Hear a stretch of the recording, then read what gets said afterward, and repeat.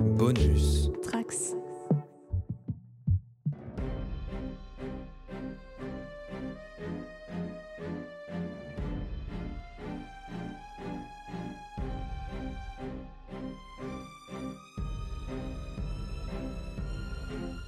Bonjour, nouvel épisode sur la JDR Academy, je suis Artemis et aujourd'hui nous jouons à Freaksquell. Et avec moi autour de la table, j'ai Flynn. Oui, bonsoir tout le monde. Prêt à faire ta rentrée, Flynn? Retour à l'école, mon cauchemar récurrent. Merci Artemis. De rien, mais pour t'accompagner, on a quelqu'un qui n'a jamais quitté les bancs de l'école, Alpha Cookie. Puri, nyang, nyang. Bonsoir à tous. Et enfin, elle nous fait l'honneur d'être parmi nous et c'est une fan invétérée des livres Freaksquell, Chat de la table des rencontres. Bonsoir.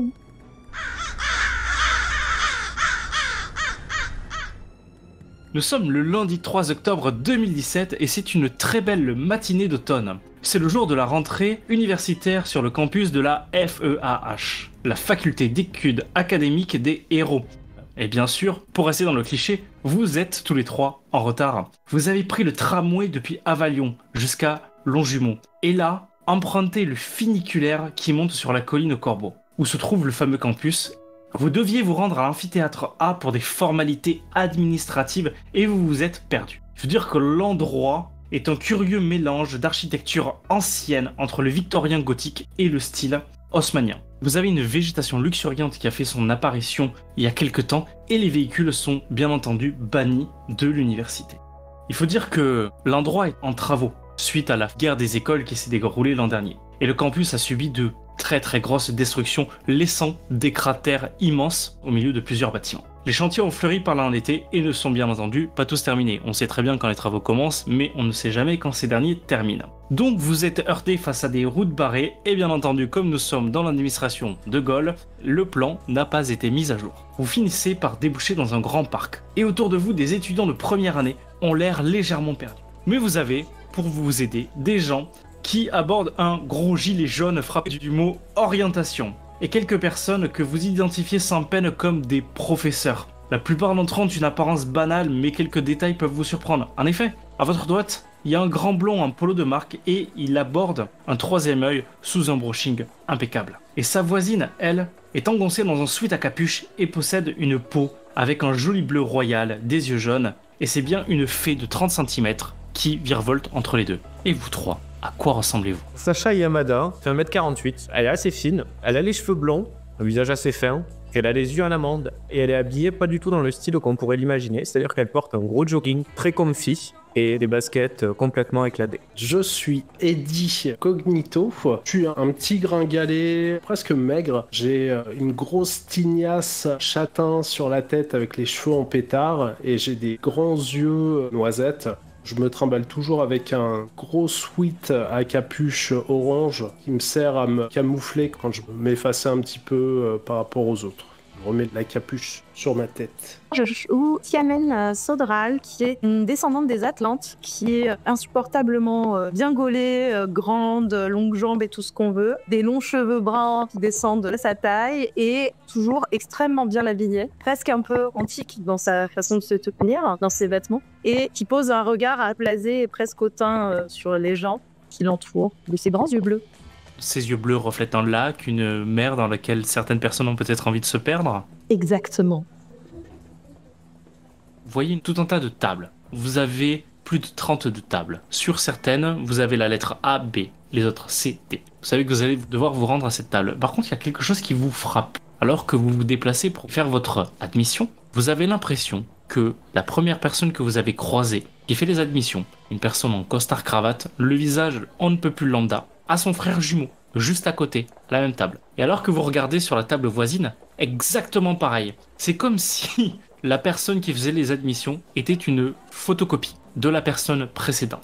Ils se ressemblent tous, ont l'air lambda, légèrement taciturne. Je vais vous poser certaines questions qui vont permettre à nos auditeurs de mieux vous connaître alors que vous vous dirigez vers ces tables-là. Il s'agit de la première partie de votre feuille personnage. Votre feuille personnage est appelée ici dans ce jeu de rôle le dossier scolaire. Nous avons donc la partie A qui est pour l'attestation psychosociale, la partie 2 qui est le bulletin d'évaluation et la partie C qui est le certificat d'aptitude suprahumaine. Pour vous, chers auditeurs, C'est des questions qui ont été posées aux joueurs. Ils ont eu le choix soit de choisir parmi une liste, soit de tirer au dé. Certains d'entre eux ont tiré au dé, d'autres ont préféré choisir parce qu'ils sont venus avec un concept de personnage. Yay! D'où vient ton héros? Sacha? Il vient de la campagne, c'est une nana tout à fait lambda, son papa est postier, sa maman elle est agricultrice. Siamen, Tiamen, elle est issue d'une légende. bien entendu, effectivement, le peuple Atlanta. Eddie, Je suis un humain normal. Je viens de la plus grande ville en fait.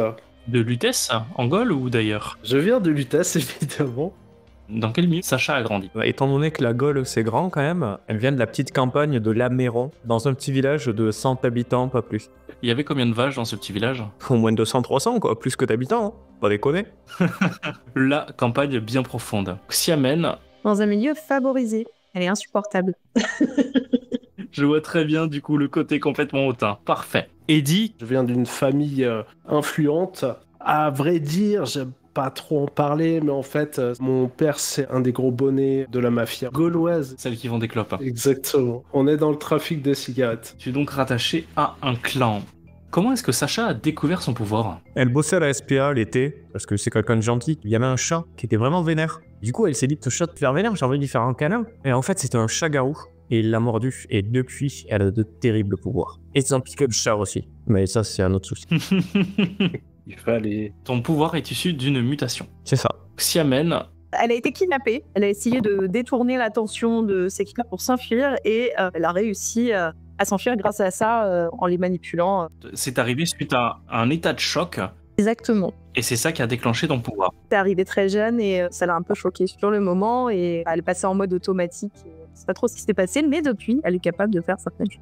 Eddie, Je furetais dans le bureau de mon père et j'ai assisté à une scène que je n'étais pas censé voir. Je n'aurais jamais dû me retrouver dans ce bureau. La scène à laquelle j'ai assisté, en fait, m'a provoqué une forme de traumatisme et c'est précisément dans cette situation-là que je me suis rendu compte de la capacité que j'ai développée, voilà, qui m'a surpris. parfait. Sacha, qu'est-ce qui a le plus d'importance pour ton personnage? Son origine, son milieu ou son pouvoir? Son origine, je suis lambda, je suis madame tout le monde et j'ai prévu de le rester. Parfait. Siamen, Son milieu, quand même. donc le fait d'être favorisé, d'être complètement hautaine, sera pour toi la chose la plus importante. Elle a été élevée comme ça. Quel est ton côté obscur et qu'est-ce qui te pourchasse? Qu'est-ce qui est une faille chez toi? Ma grosse faille, c'est que je suis une pécore. C'est-à-dire que la première fois qu'un mec dans la cité m'a proposé de toper, j'y ai tapé un check. Je suis pas trop adapté à la ville, mais ça va le faire. Ok. C'est le malus Péouz. Habitant du fin fond de la campagne. Exactement. Ok. Merci beaucoup. Siamen, Paradoxalement, c'est son milieu. C'est-à-dire que ça n'a pas sa force, mais en même temps, elle a beaucoup de pression du côté de sa famille. pour respecter la mondanité, le fait que tu dois être parfaite, Exactement. ça me va. Eddie, quel est le point faible de ton personnage? Et c'est tout simple, il déteste avoir l'attention qui est portée sur lui, donc il essaye toujours de se faire le plus discret possible parce que sinon ça le met dans un embarras extrême et il a tendance à perdre sa maîtrise sur ses pouvoirs. Ses moyens, ouais, il préfère plutôt être discret dans l'ombre, tel un ninja. Tout à fait, avec son hoodie relevé pour que personne ne puisse le reconnaître. On reviendra un peu plus en détail sur le contenu de votre pouvoir juste après. Vous avez tous les trois dans votre main votre dossier d'admission. C'est le gros dossier scolaire que vous allez devoir passer dans les mains de certains préposés alors que vous dirigiez un peu désorienté par la foule et le chaos généralisé parce que vous êtes à peu près 200 étudiants de première année qui débarquent dans un lieu qu'ils ne reconnaissent pas, qui n'est pas conforme au plan étant donné qu'il y a des travaux de partout. Vous savez à peu près où aller, mais une personne qui essaye de cadrer tout ça, c'est une personne avec des cheveux roux, des petites cornes de diablotin et de grosses ailes qui gueule dans un microphone. Alors si certains d'entre vous ont regardé la télé l'an dernier, vous reconnaîtrez un personnage qui s'appelle Chance Destin, qui avait défrayé la chronique lors de la Grande Guerre des écoles. Elle vole avec ses ailes légèrement dessus de vous et gueule dans son porte-voix. C'est par là! C'est par là! Eh, plus vite que ça! Vous avez les oreilles qui vous sont complètement bourdonnantes et vous débarquez donc dans la vaste antichambre sous l'amphithéâtre numéro A. Et c'est là que vous voyez de plus près ces sortes de préposés. Vous avez vos différentes tables, donc les tables A à B, C à D. Vous vous y rendez de votre côté. Vous voyez très bien au loin les caractères latins qui sont les tables 32 et 33. Lorsque chacun d'entre vous va arriver sur sa table, il y aura 3 administrateurs. Les fameux que je vous ai décrits tout à l'heure. Le premier vous demande donc votre dossier scolaire. Il le regarde, il vérifie que vous avez bien rempli toutes les cases, il prend une sorte de tampon vapeur et qu'il abat dans un petit bruit de détonation comme si un pistolet avait tiré à côté. Il prend la sorte de dossier, là où il y a le cachet, c'est encore fumant, et il le passe à la personne d'à côté. Qui d'entre vous est la première personne dont le bulletin passe au préposé suivant? Siamène a décidé qu'elle ferait pas la queue, de toute façon. C'est vrai qu'elle a poussé tout le monde. D'ailleurs, il y en a qui te regardent bizarrement. Et celle qui va te marquer, elle a un charisme qui se détache des autres. C'est une petite gothique. Les incisives légèrement pointues. Et elle se cache derrière des grosses lunettes. Personne ne va s'imposer. Ils vont légèrement se rabattre. Tu vas choisir 3 compétences qui sont ton fort. Et tu auras une compétence qui sera ta faiblesse. Parmi athlétisme, combat, érudition, artisanat et investigation. En faiblesse, artisanat. Oui, de toute façon, avec ton statut noble, c'est pas toi qui va créer les choses, on va les bâtir pour toi. Bah non, je l'achète. C'est plus simple. Je m'agace toute seule. Si t'étais en haut de la caste, peut-être qu'on t'offrait même les choses. Bah, Ce qui pourrait te poser un problème ici, parce que tu risques de pas avoir l'habitude. Pour toi, on te doit tout. Bah ouais, faut bien qu'on se mélange un peu au peuple de temps en temps. À la plèbe. Je te jure, érudition, investigation et communication. Alors, il y en a un que tu vas placer à 2, c'est-à-dire là où tu es la plus forte. Communication, je vais prendre celui-là. Et ton trouble, c'est lié à l'artisanat, s'appelle deux mains gauches. Parfait. Et pas particulièrement en droite avec tes mains, c'est simplement fermer une enveloppe. Enfin, si tu essaies de fermer une enveloppe, ça peut se terminer par une langue tranchée par le papier. Ah oui, on est quand même sur un niveau de maladresse assez élevé. Tout à fait. Parfait. De toute façon, ça sera pas moi qui fermerai les enveloppes, donc je vois pourquoi je me fous. Sacha, tu es légèrement distraite par un petit truc de lumière qui passe à côté de toi, ce qui fait que Eddie te grille la priorité. Eddie, Oui. quand le bulletin passe au deuxième préposé et qui regarde d'un petit œil tes compétences, qu'est-ce qui est ton point fort? Investigation. À force de glisser une oreille par-ci par-là, j'ai appris à faire attention et puis je suis d'une nature assez curieuse. Puis après, érudition, parce que j'ai toujours un bouquin dans les mains en fait. Et D'ailleurs, quel est le bouquin actuellement que tu as entre tes mains? c'est une très bonne question, c'est un bouquin de philosophie. Lequel ça... C'est une très bonne question, le fameux bouquin de philosophie. Exactement. Et il t'en reste une dernière, avant que nous passions au trouble. Eh bien, ce sera athlétisme parce que, évidemment, mon père m'a forcé à faire du sport, ce que je détestais quand j'étais gamin, mais j'ai pas eu trop le choix. Tu es capable de marcher sur la main, de faire de super acrobaties, d'ouvrir un pot de confiture parce que tu as d'énormes biscottos. Ils sont pas énormes, mais ça va. Votre confiture, ça devrait marcher. Quel est ton trouble? Maladroit? Tu as été très bien entraîné, tu as un corps qui est capable de faire des merveilles, mais tu es tellement maladroit que tu pourrais arriver à te blesser tout seul. Ça me ressemble. J'en suis capable. Ça n'ose bien tout ça. Ça va être génial. Il y a de quoi s'amuser. Sacha, Dicat, Sacha a fini d'attraper ce papillon qu'il en avait depuis tout à l'heure, et d'ailleurs elle l'a mangé. Elle arrive en roulant les mécaniques avec son super survêt avec marqué gymnastique UNSS, lycée agricole Jean Vigo. Donc elle a plus de en athlétisme parce qu'elle fait de la gym. D'ailleurs elle est très fière de le montrer. Il faut voir que ses griffes, elle les sort comme des cutters pour les regarder un petit peu. Donc elle a un plus 1 en combat parce qu'on ne déconne pas ici, putain. Elle a plus 1 en investigation parce qu'elle aime bien fouiner un peu partout. notamment pour débusquer des papillons. Absolument, et son moins 1 en communication est démontré par le fait qu'en expliquant tout ça, elle finit par recracher le papillon qui s'envole en battant des ailes, et elle regarde avec un énorme sourire le gars qui va lui t'encoller son dossier en mode ça va. Donc elle sait pas trop parler aux gens. Le deuxième préposé prend ton bulletin d'évaluation et le passe dans une machine qui ressemble à un vieux fax. Le bidule avale le bulletin dans un bruit mécanique complètement saccadé, comme s'il était en train de le mâchonner. Et d'ailleurs, il en sort salement chiffonné. Le préposé regarde son écran LED en fronçant les sourcils et te rend ce qui reste du bulletin.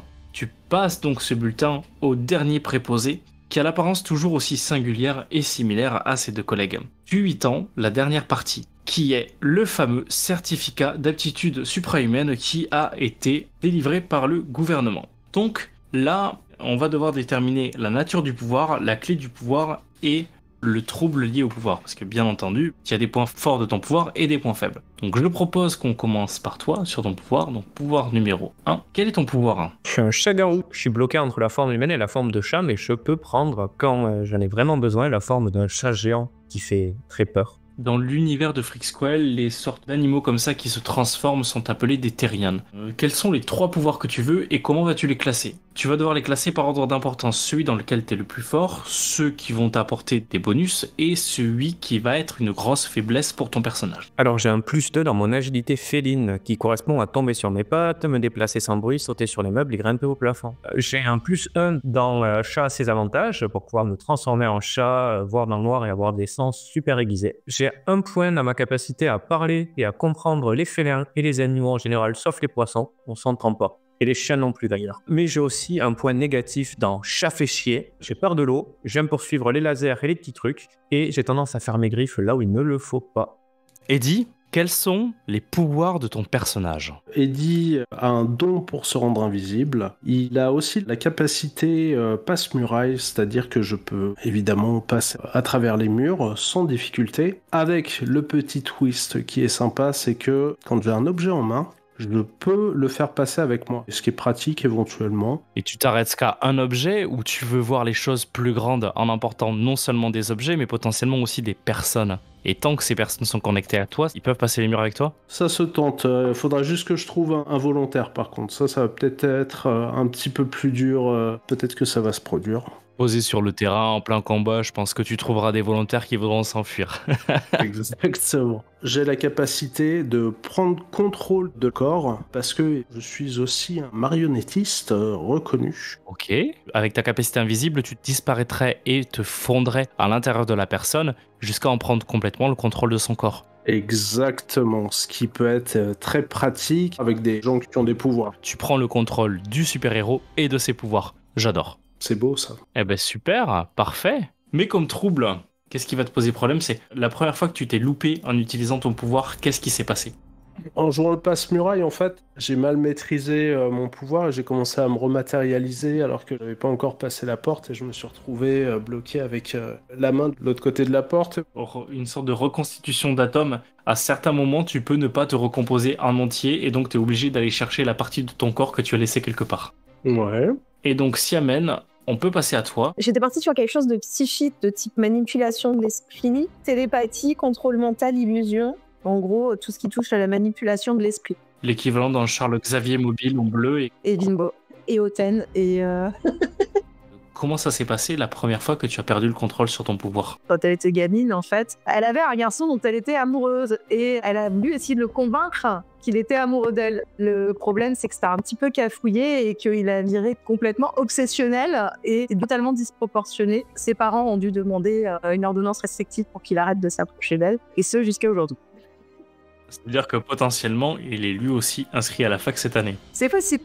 C'est possible. Le problème, c'est que des fois, c'est tellement que ça peut un peu déborder sur ce qu'elle aurait voulu. Ok, parfait. Le troisième préposé regarde ton certificat d'aptitude d'un air à la fois las et complètement soupçonneux. Comme s'il suspectait une fraude de ta part.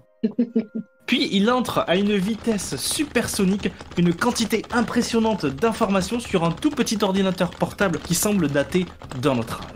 Il ponctue la saisie d'une violente frappe sur la touche entrée et une très vieille imprimante à aiguille posée sur la table crachote avec des crissements suraigus qui font sûrement excessivement mal à l'oreille de notre Chagarou. Le préposé récupère la feuille et en ébarbe méticuleusement chacune des marches perforées et l'attend avec un soupir. Oh, madame, vous êtes en retard. Et alors que tu regardes la montre, tu découvres avec horreur et stupeur que tu as à peine 15 minutes pour rejoindre la chambre qui t'a été assignée, et celle-ci de l'autre côté du campus. Tu sais qu'une fois que tu auras déposé tes bagages sur place, il faudra que tu reviennes ici, à l'amphithéâtre A, pour la fameuse séance de présentation. Tous les trois, c'est à ce moment-là que vous sortez des tables de vos préposés. Il est temps de rejoindre votre dortoir. À vos marques. Prêt? Partez! Vous allez tous les trois avoir le même dortoir. Est-ce que l'un d'entre vous peut me lancer 2d6 et aura la lourde responsabilité de choisir le dortoir pour le trinôme? J'ai fait.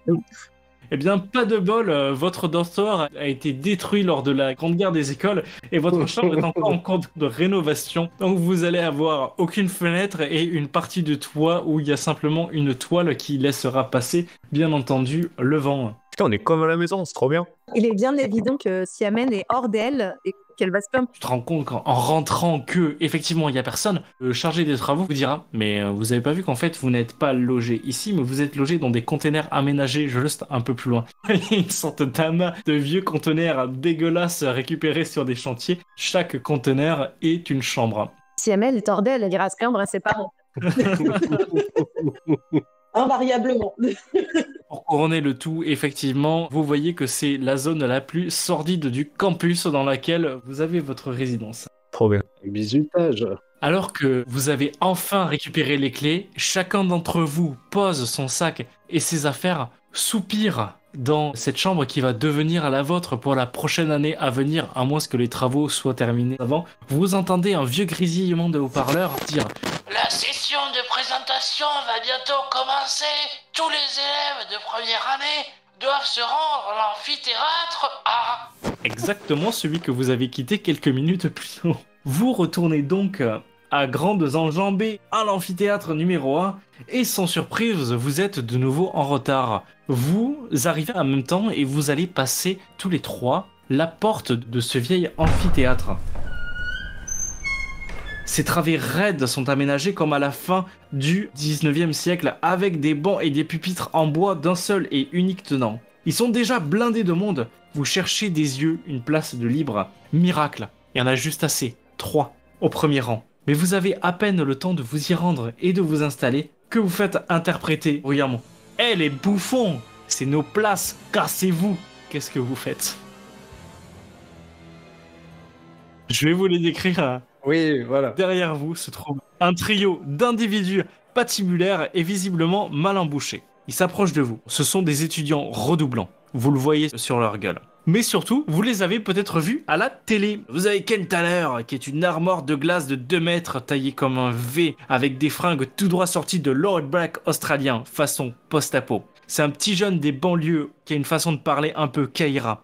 Il s'est retrouvé au milieu des tribus sauvages australiennes. Ça, c'est ce que vous avez appris quand vous l'avez vu dans l'émission télé-réalité Survivor, qui est l'équivalent de Koh-Lanta, mais version gauloise. Lui et son équipe, c'était le leader de son équipe, ont été présents l'an dernier dans cette émission de télé-réalité lors de la guerre des écoles. Donc, autant vous dire qu'ils n'ont pas fait long feu. Il est accompagné de Arthur Huss, un grand brun tout mince aux cheveux longs et pas de def et un gilet baba qui répond au titre de Prince d'Alfort. Lui, il a du charisme, Siamen, et lui, il attire tes yeux. Par contre, il y a un truc que tu sais, c'est que il est chiant. Il parle souvent dicton. Genre, qui va à la chasse perd sa place, ou quand il remet son armure, ça tu l'avais vu à la télé Survivor, l'habit ne fait pas le moine. Tu sais aussi qu'il se trimballe avec une Citroën Benzix qui se transforme en robot de combat. Seulement, tu as appris dans l'émission Survivor que ça fait 1 an qu'elle est au garage en Picardie suite à des problèmes mécaniques. Et enfin, la dernière, c'est une sorte de c'est leur make-mame. C'est Asura Goto, une beauté japonaise complètement sombre et littéralement avec de la peau, des cheveux et une tenue complètement noire. C'est une ancienne étudiante du temple Momo's Magical Temple. Un peu peut-être ce que tu vises, Sacha. Elle a dû abandonner sa vie au temple suite à une sombre histoire de harcèlement due à sa fameuse couleur de peau. Ce que tu sais, Sacha, c'est que elle a un joli et grand bâton clouté. Elle l'utilise pour lancer des attaques magiques. Mais plus longtemps elle met à les charger, plus les attaques seront dévastatrices. Donc vous avez ce fameux groupe qui se tient face à vous et qui vous intimide. Ce groupe-là est donc une adversité. Ça va être le premier événement que vous allez devoir résoudre. Votre première difficulté. Ces personnes-là ont une difficulté de 4 à battre. Là, vous allez me dire, c'est très bien, Alexis, mais magnifique la difficulté de 4. Oui, c'est quoi? Ils ont un contrat de 7 et vous avez 2 rounds pour les abattre. Donc, qu'est-ce que ça veut dire? Quand vous allez agir, vous allez pouvoir utiliser des pouvoirs ou utiliser des compétences. Vos fameuses compétences à 2, à +1 ou à -1. Si vous dépassez la difficulté de 4. Vous aurez donc l'autorité sur la scène. Et là, vous allez pouvoir me décrire ce qui se passe parce que vous dépassez celle du meneur. Par contre, le contrat qui est à 7, c'est les points de vie qu'ils ont. Donc, il faut que vous dépassiez 4 pour pouvoir infliger des dommages. Les dommages, vous allez pouvoir les infliger si vous remplissez, quand vous regardez la fameuse balance, la barrière de gigawatts. Pour l'instant, vous êtes à 0. Si vous utilisez vos pouvoirs, vous allez faire monter cette barrière de gigawatts. Vous pouvez dépenser ces gigawatts pour restaurer un point de dégâts sur vous que vous aviez subi au cours du combat, infliger des points de dégâts sur l'adversaire. Est-ce que jusque-là, déjà, tout va bien? J'ai pas tout compris, mais ça devrait faire plus sens pendant le premier round. Ouais, je pense, ouais, Ouais. voilà, c'est ça. On a besoin d'un exemple. Voilà, on va prendre de manière empirique. Vous êtes en round de combat, donc vous pouvez choisir de combattre l'adversité en négociant, en intimidant, en leur cassant littéralement la gueule devant les autres. Sachez juste que vous avez 300 personnes qui vous regardent et que là, c'est le gros événement. Soit vous vous faites humilier, soit vous les humiliez et vous avez une réputation qui va grandir. Et toi, Siamen, tu sais que la réputation, aujourd'hui, c'est ce qui va faire de toi la prochaine reine du campus. Of course. J'allais dire princesse, mais la reine, ouais. Il faut leur péter la gueule. Hein. C'est extrêmement nécessaire. Sirène, son premier réflexe, ça va être d'essayer d'imposer sa volonté avec ses pouvoirs. Elle va le regarder, elle va dire dégage. Là, dans tous les cas, c'est vous trois qui discutez. Et une fois que vous êtes tous les trois d'accord sur ce que vous faites, Ah oui, c'est vrai. vous déclarez vos intentions. Ça, c'est génial parce que ça peut vous permettre, si vous voulez, de négocier sur une première partie. Et que si ça marche pas sur la première partie, vous cassez la gueule sur le deuxième round. Dans tous les cas, vous serez concerté à chaque fois. Je propose de négocier en essayant de les obliger à dégager. Ça peut se faire mentalement d'abord, parce que bon, je viens de refaire ma manucure, faut pas abuser. Je suis pas sûr qu'ils soient sensibles à la discussion, à la négociation, et j'ai peur qu'on soit obligé de leur rentrer un petit peu dedans, mais après, le combat, c'est pas trop mon fort. Petite information que j'ai oublié de vous donner sur vos fiches de personnage, vous avez un cursus. Et sur le cursus, vous avez la renommée, le terrain et les études. Pour l'instant, vous avez un total de 0 dans le terrain et la base. Par contre, vous avez un total de 1 dans votre renommée. Donc n'hésitez pas à le mettre, ça c'est des points de squill. Ces points de squill, vous pouvez en dépenser 1 par combat. Et ça vous permet de rajouter 1 plus 1 sur la balance, là où moi je vais mettre les fameux dés bleus qui correspondent à votre budget. Vous pouvez en dépenser 1 de votre réserve. Vous pouvez dépenser autant de squill que vous avez. Dites juste comment vous l'utilisez et puis basta, ça part. Vous pouvez aussi prendre des risques, donc c'est matérialisé par un dé. Si vous tombez sur un nombre pair, et c'est bénéfique pour vous. Par contre, si vous tombez sur un nombre impair, c'est bénéfique pour l'adversaire. Moi, je veux bien faire le premier truc. Vous le faites tous les trois ensemble. Dans tous les cas, l'action est résolue à tous les trois ensemble. On a bagarre du côté de Kat. Yamen, toi tu optais plus pour négocier. La négociation forcée, c'est leur imposer ma volonté. C'est pas vraiment ce que je considère comme de la négociation. Enfin, pas face à des gens de peu d'envergure et Oui, classe et tout ce qu'on veut, quoi. ça s'appelle faire des menaces, ce que tu proposes. Ça y ressemble. C'est pas des menaces, je vais simplement leur dire de dégager et d'essayer de leur imposer ça grâce à mes capacités. J'ai pas dit non, on vous casse la gueule, j'ai juste dit dégage. C'est vrai. Peut-être que les étudiants dans l'amphi diront que ça se matérialise juste avec des gros yeux qui sont magnifiquement clairs et qui toisent une personne en face du regard. Ah, le mépris est absolu par contre quand elle regarde. Hein. Et comment ils se sont présentés à nous, leur façon de parler, ça, le mépris est visible, il n'y a pas de problème. Hein. Ils sont pas de notre milieu. Ouais, mon cœur balance entre les deux. C'est vrai que voilà, je suis pas assez fort pour le combat. On est deux déjà à pas vraiment être des combattants, on va dire au sens physique du terme. Ouais. Premier tour, je propose de fêler et de leur dire Ziva, je vais te crever les yeux. Et le deuxième tour, je leur crèverai les yeux. C'est sympa, tu leur laisses une chance. On part sur négociation, intimidation, et puis on peut changer de stratégie d'un round à l'autre. Ok, donc tu utilises ton pouvoir, Siamen. C'est contrôle mental. Contrôle mental, donc ton contrôle mental il est à 1, c'est ça? Parce que là, c'est de les forcer à se casser. Hein. Bah, c'était mon point fort. Tu fais augmenter le budget de gigawatt de 1 et tu déposes un point dans la balance de votre côté. Il faut que vous surpassiez. Si vous avez 4 dans la balance et que moi j'ai 4 de mon côté, c'est moi qui ai toujours autorité sur la scène. L'équilibre profite au meneur de jeu. Donc il faut que vous arriviez à le dépasser. Je me disais, est-ce que ça valait vraiment le coup pour des gens pareils pour me lancer dans un truc? Je pourrais faire le flashback parce que vu que j'ai l'habitude de voir des mafieux, des durs, des vrais, quand je vois ces trois petits branleurs là qui cherchent à nous embrouiller, honnêtement, ça me perturbe pas plus que ça. J'en ai vu des plus costauds. Alors qu'est-ce que tu fais pour les impressionner? Partez plus sur le côté marionnettiste. Je vais essayer de me fondre dans le leader de la bande et pour qu'il perde un petit peu pied. Ok, donc tu vas utiliser ton pouvoir marionnettiste. Donc tu fais monter le budget gigawatt. Vous êtes à 2 sur la balance face à 4. Mhm. Il reste 3 points à mettre. Sacha, qu'est-ce que ton personnage fait? Sacha, à part communiquer, là, elle peut pas faire grand-chose, hein. Tu disais intimider, elle peut très bien commencer à se transformer et péter quelque chose à côté. Oh oui. N'est-ce pas de l'intimidation? Ah mais complètement, mais je vais fêler, je vais m'hérisser de tous mes poils et je vais utiliser mon pouvoir. J'ai assez avantages pour sortir mes griffes et me préparer au combat. Donc ça, c'est ton pouvoir à +2. Ok. Donc pour l'instant, vous êtes à égalité avec l'adversité. Est-ce que l'un d'entre vous souhaite sortir un flashback? Ah, moi je veux sortir en flashback si les autres veulent pas le faire.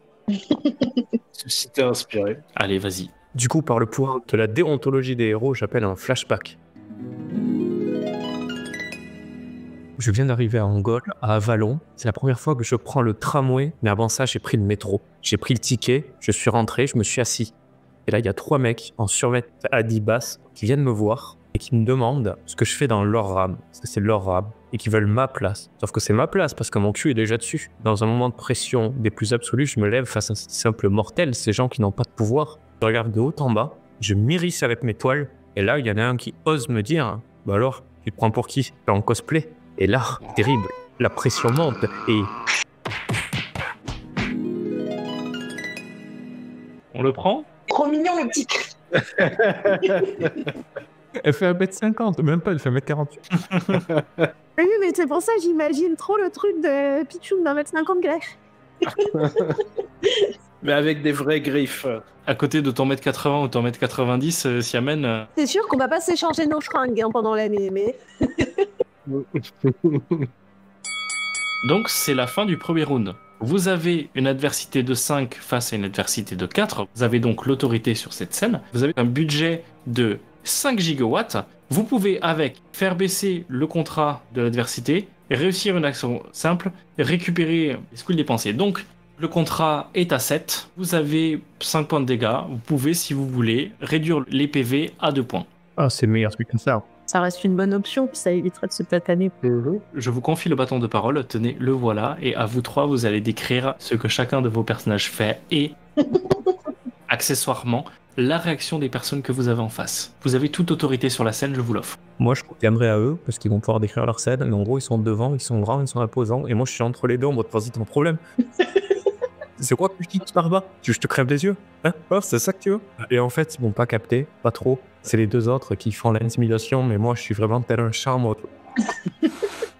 Ils m'ont pas capté. Et dit, sur ce round-là, tu peux faire ton marionnettiste et te projeter à l'intérieur et commencer à contrôler le leader du groupe. Ouais, c'était ce que j'avais prévu de faire. Et puis en fait, le but c'était d'essayer de le ridiculiser. Alors je vais lui faire des mouvements. Vu qu'il faisait le kéké, je vais le forcer à faire des trucs un peu bizarres, genre caresser la joue de ses copains à côté en mode un petit peu chelou. Et puis je vais le faire partir en arrière et je vais le faire trébucher sur son fauteuil. Donc il perd un peu de sa contenance. À ce moment-là, il n'y a plus de traces de toi. Je ne suis plus là. Vous ne savez pas où je suis, mais je ne suis plus là. Donc entre Eddie qui a disparu et Sacha qui est derrière sa jambe, un peu presque en mode... Voilà, elle va se tenir vraiment très droite, très sculpturale. Elle va toiser de toute sa hauteur le groupe. Mais dernière, elle prend même pas la peine de les insulter tellement elle n'est pas à son niveau de toute manière. Ça transpire vraiment de son regard, de la façon dont elle le regarde. Mais Barry, ça va dégager. Tu es d'ailleurs dans le cerveau des 3 personnes. Et notamment, Eddie, est-ce que toi, tu entends ça? Comment ça se passe ton pouvoir parce que tu es à l'intérieur de la personne? Ah oui, Est-ce que tu entends aussi ses pensées? Est-ce que tu dois sentir une pression mentale en fait. C'est pas de la télépathie à ce moment-là, c'est du contrôle mental. Donc c'est plutôt une espèce d'ordre impérieux de se barrer. Donc tu le sens peut-être dans le corps du mec qui lutte contre... Mais comme lui, il est à l'intérieur du corps, est-ce qu'il le prendrait pas aussi pour lui en disant « barre-toi de ce corps-là » Ah bah ça peut-être du coup. C'est possible. Tu contrôles non pas 3 personnes, mais 4 personnes en fait. Et t'es totalement volontaire parce que du coup, je sais pas trop où tu es. Et en plus de ça, je cible les 3 personnes qui sont en face de moi et j'ai pas conscience que mon pouvoir va t'impacter aussi. Hein. Si ça a un effet physique sur la personne, oui, dans ce cas-là, c'est comme si je perdais le contrôle en fait. Vu que c'est quelque chose inconscient, je pense que ça m'affecte plus ou moins. Fin du round, tu te retrouves donc projeté à l'extérieur. Et là, on attaque un nouveau round. Du coup, vous avez un budget à 0 gigawatt. Je propose que maintenant, qu'il en reste que 2 points de vie, on fasse un tour de combat parce que j'ai activé tous mes sens de minou. Je suis prêt à sauter. Vous savez, les chats, là, quand ils sont en boule, Et je veux... La bagarre. La Siamène qui fait un pas sur le côté juste pour laisser le passage. Elle n'a pas l'objectif de se casser un ongle, oui, bien évidemment, qu'elle va lui laisser. On les a déstabilisés. On laisse faire la petite bête poilue enragée qui trépigne d'impatience. Je ne voudrais pas lui gâter du plaisir. On voit bien depuis le début qu'elle a envie de sortir les griffes, donc tu lui laisses le champ libre. Ça marche. Tu utilises donc ton pouvoir. Je vais utiliser mon pouvoir avec mon combat si c'est possible. Non, tu peux utiliser soit ta compétence, soit ton pouvoir, mais pas les deux. Mon pouvoir, il est à plus de tout. Oui. Donc je prends mon pouvoir. Et ça fait aussi monter les gigawatts. Donc pour l'instant, vous êtes à 2 sur la balance, 2 face à 4. Je vais prêter main forte à 4 avec mes capacités d'athlétisme. Je vais essayer de les pousser, de les tirer pour qu'ils se retrouvent bien en face des griffes de 4. Notamment celui dont tu sors. Exactement. Est-ce que tu lui tailles pas un German suplex? Tu sors derrière lui, tu le prends et tu le mets directement la tête devant les griffes. Ah, je suis pas assez costaud. J'ai pas la carrure de lutteur. Les compétences d'athlétisme te permettent de le faire. Il y a des lutteurs quoi, hein? Oui, c'est vrai. C'est vrai. Bah, si c'est si gentiment proposé, évidemment que oui. Tu es un super-héros. Hein. J'ai peut-être un petit peu tendance à oublier ce détail, effectivement. Donc là, tu utilises ton athlétisme. C'est une compétence que tu as à 1. Tout à fait, monsieur. Donc tu vas rajouter un 1 dans la balance. Mhm. Vous êtes à 3 contre 4. Tu nous avais parlé d'un dé de chance. Ça marche comment? Des risques. Tu lances un dé. Sur un résultat pair, vous avez un truc pour vous. Sur un résultat impair, c'est pour l'autre. D'accord. Siamène, elle va faire cette fois appel à son pouvoir d'illusion pour faire en sorte que Sacha, au lieu d'avoir ce petit côté chat-garou mais un peu mignon, que aux yeux de ses adversaires, paraisse monstrueuse, menaçante, énorme. Mais c'est de la pure illusion. Le but, c'est de les déstabiliser et de leur faire perdre contenance et leur concentration, voire même qu'il y en ait un qui flippe vraiment pas. Au lieu d'avoir un chat, ils ont un tigre enragé devant les yeux. Une bête énorme entre le chat et le gribli. Le fameux chat grizzly, quelque chose de relativement courant chez nous. Un Shrizzly. Vous êtes à 4 contre 4 au niveau de l'adversité. Je vous rappelle que vous pouvez faire donc soit une invocation de flashback, Mhm. soit vous pouvez volontairement vous mettre en danger, c'est-à-dire que vous décidez de prendre une blessure sur vous Ouais. que vous posez de votre côté de la balance, c'est-à-dire que l'un d'entre vous accepte de se blesser. Moi, je peux accepter.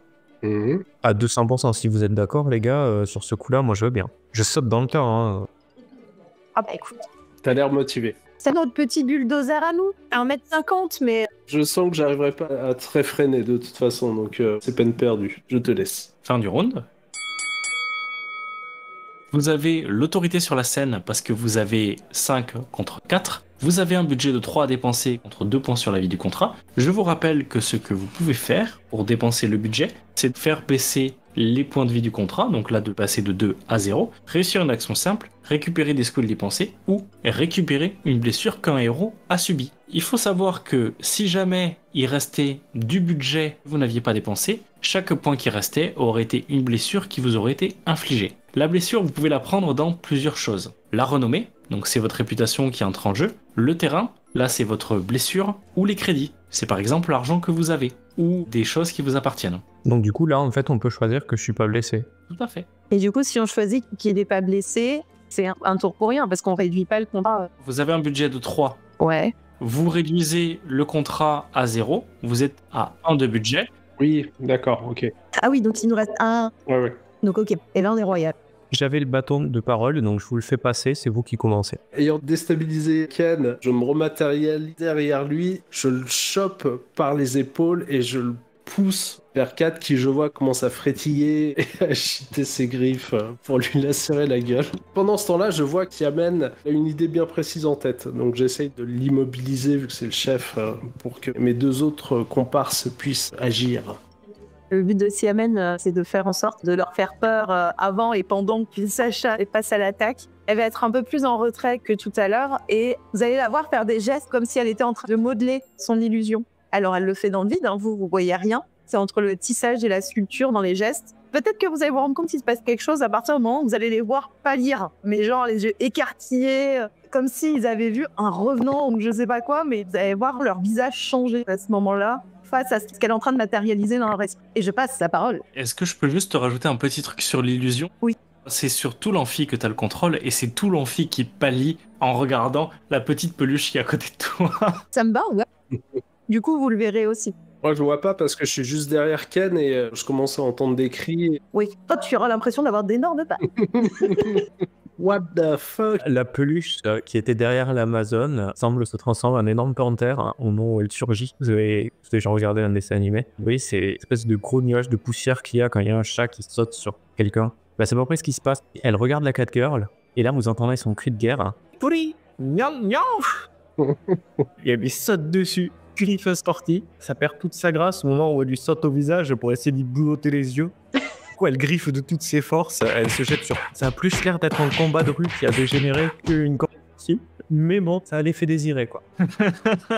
C'est la bagarre, la bagarre. Et tout d'un coup, alors qu'il y avait énormément de bruit, le silence se fait.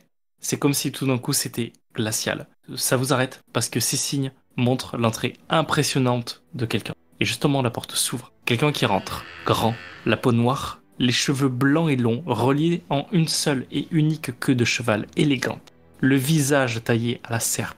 Un costume soigné et moderne dont il tient le veston nonchalamment, jeté par-dessus l'épaule. Nonchalance et élégance sont deux termes qui décrivent le mieux ce personnage si on accepte impressionnance, qui n'est pas un véritable mot. Il commence par vous dardarder du regard et il vous adresse un léger sourire. Le silence est désormais complet.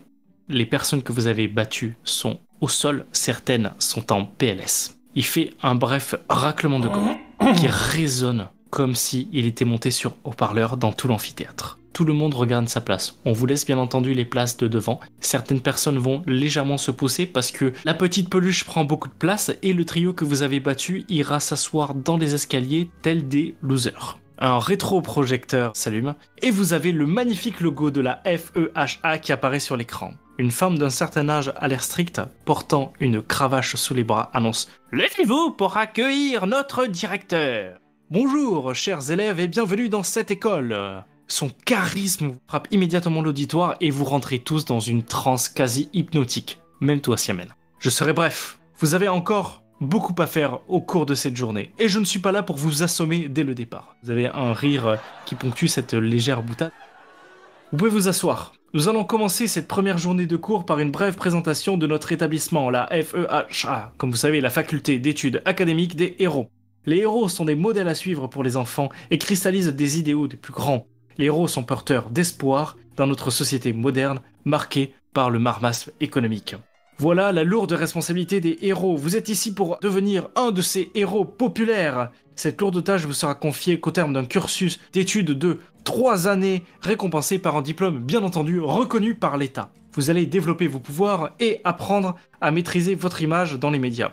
Afin de remplir ces objectifs, vous aurez accès à du matériel de pointe ainsi qu'aux meilleurs professeurs. Il faut savoir que ces professeurs exercent aussi des activités de super-héros. N'oubliez jamais que les efforts auxquels vous avez consenti pour intégrer votre école, vous avez été trié sur le volet, vous avez été sélectionné parmi des milliers et des milliers de candidats. Nous vous garantissons bien entendu le plein d'emploi à la sortie de cette école. Mais il s'agit d'ici là d'un privilège qui se gagne.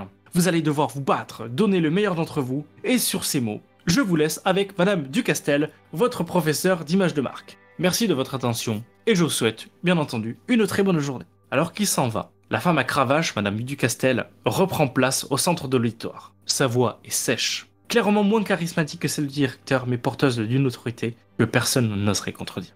Notre méthode d'enseignement repose sur un principe capital, le trinôme.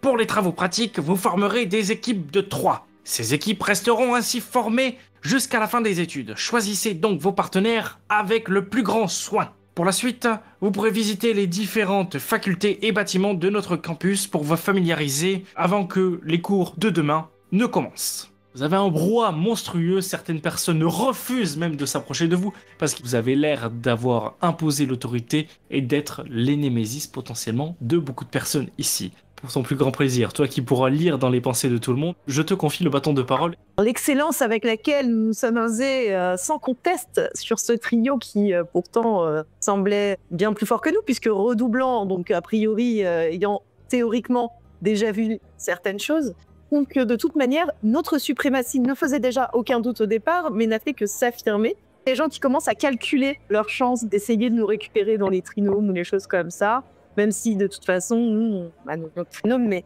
on sent l'envie peut-être aussi chez certains et d'autres la peur, d'autres le respect. Vous, à côté, vous entendez pas toutes ces pensées-là, vous entendez peut-être mieux, je sais pas. Mais en tout cas, vous voyez Tiamène qui est au top, elle en peut plus, un petit mouvement comme ça de cheveux, en mode je n'en attendais pas moins pour ma première journée, c'est parfait.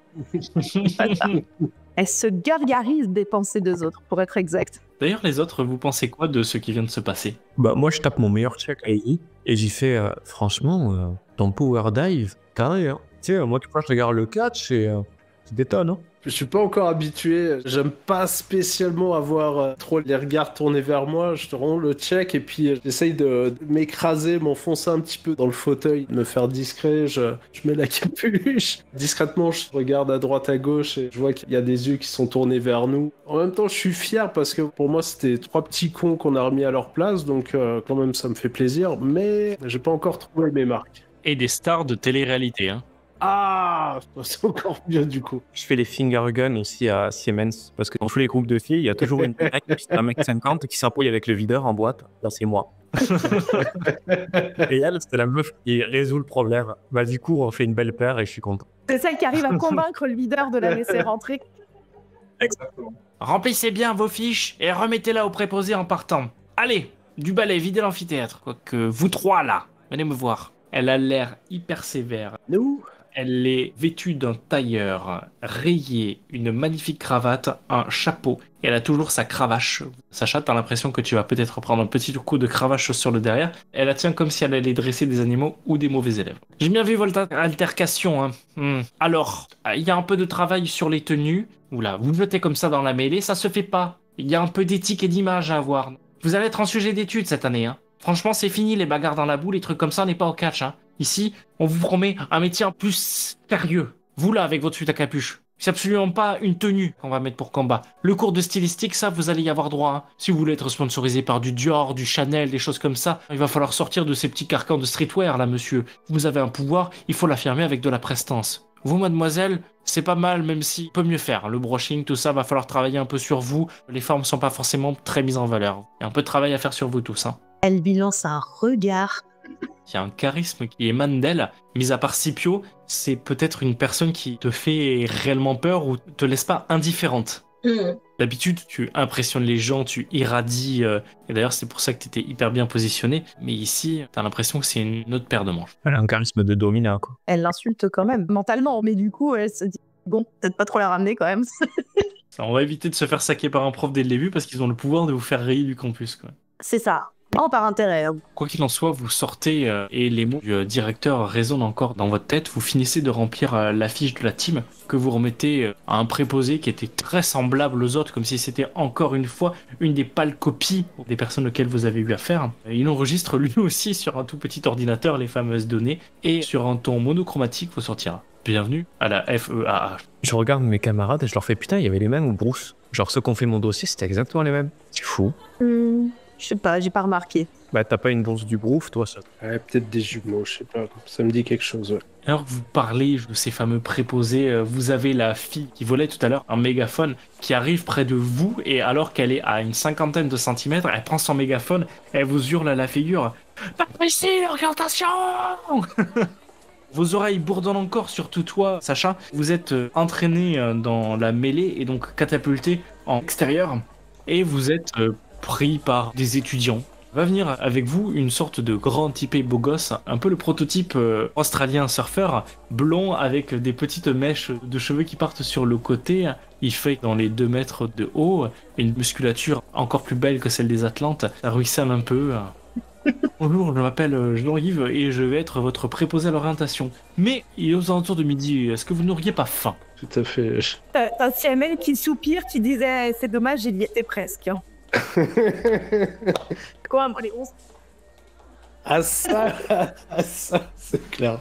Bah, moi, c'est comme Clover dans les Totally Spice. Elle a son crush absolu qu'elle va oublier d'ici 20 minutes.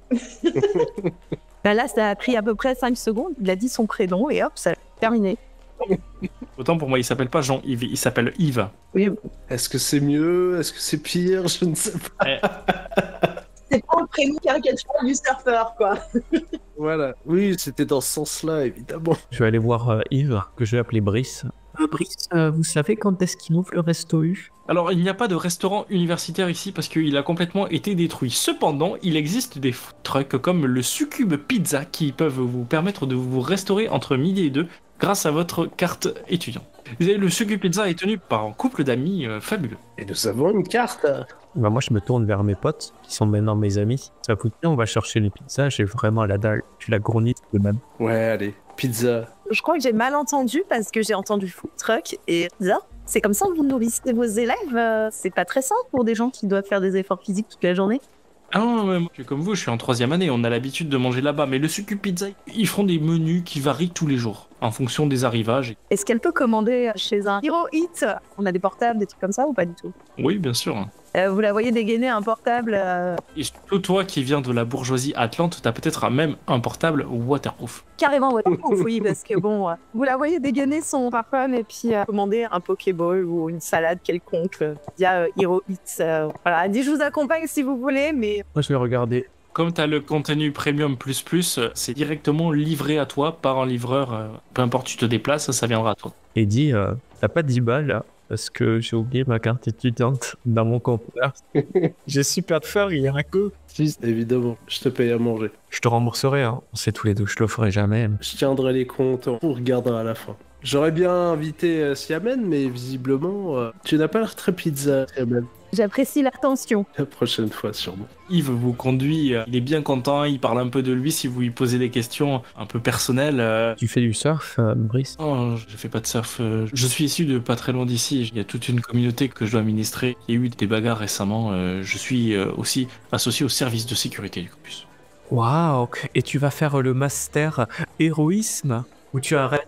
Je suis en dernière année et j'ai mon diplôme prochainement. Waouh! C'est super impressionnant, Brice. Et du coup, comment t'as fait pour devenir... Non, Yves, sans grain. Ah oui, comment t'as fait pour devenir aussi grand et aussi beau, Yves? Je suis un terrien, c'est naturel chez moi. Moitié homme, moitié loup. Ah, loup. Ah, ça va pas le faire. Ah non. Ah non, t'as tout pété là, je suis désolé. Je repars au truc, mes potes.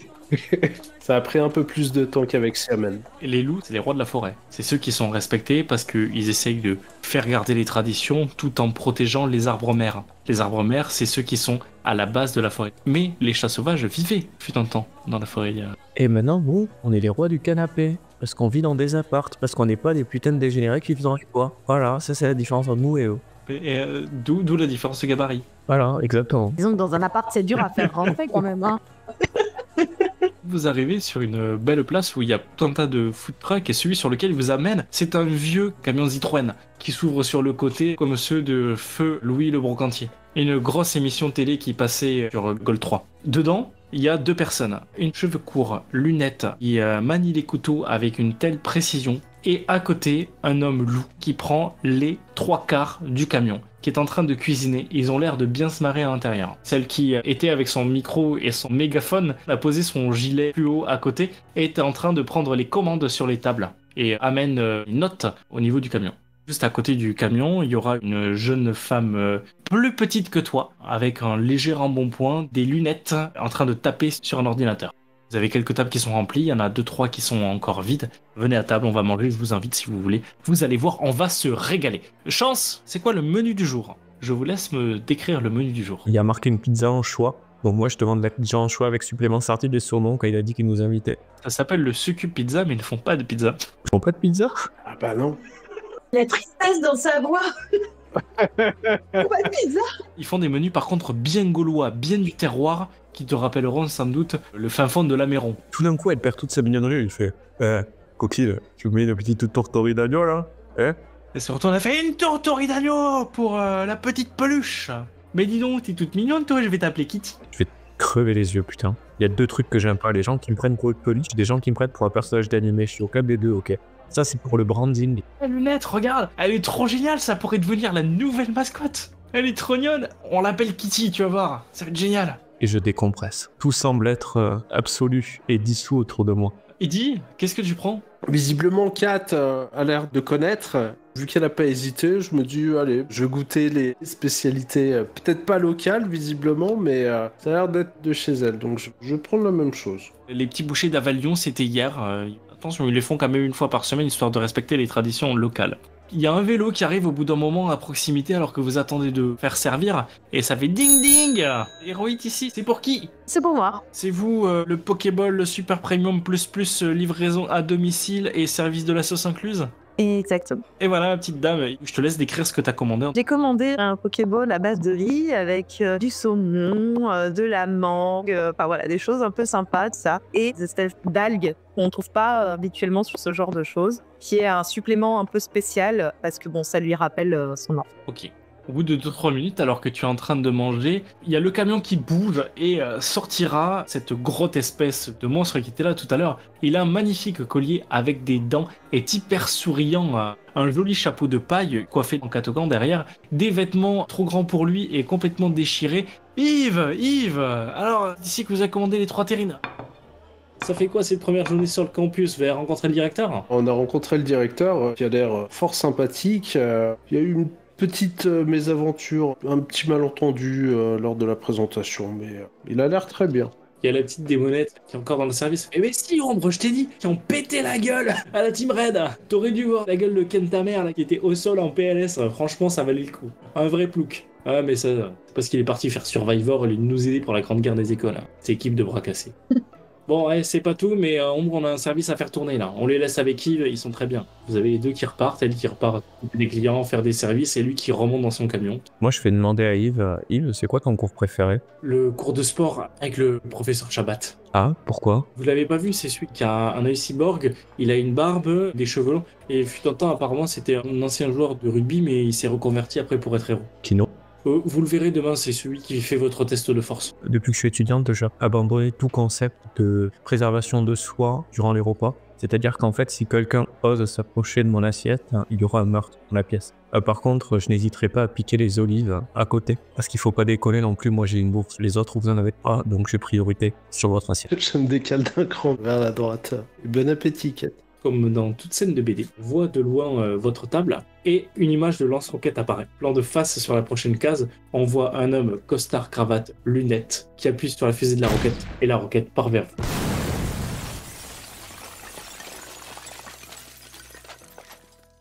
Et voilà qui conclut brutalement la fin de ce premier épisode. Si vous l'avez aimé, n'hésitez pas à le liker, le commenter et le partager sur les réseaux sociaux, à laisser un petit pourboire au Scoop Pizza sur le Patreon de la JDR Academy, et on vous donne rendez-vous la semaine prochaine afin de finir cette rentrée explosive. Bye!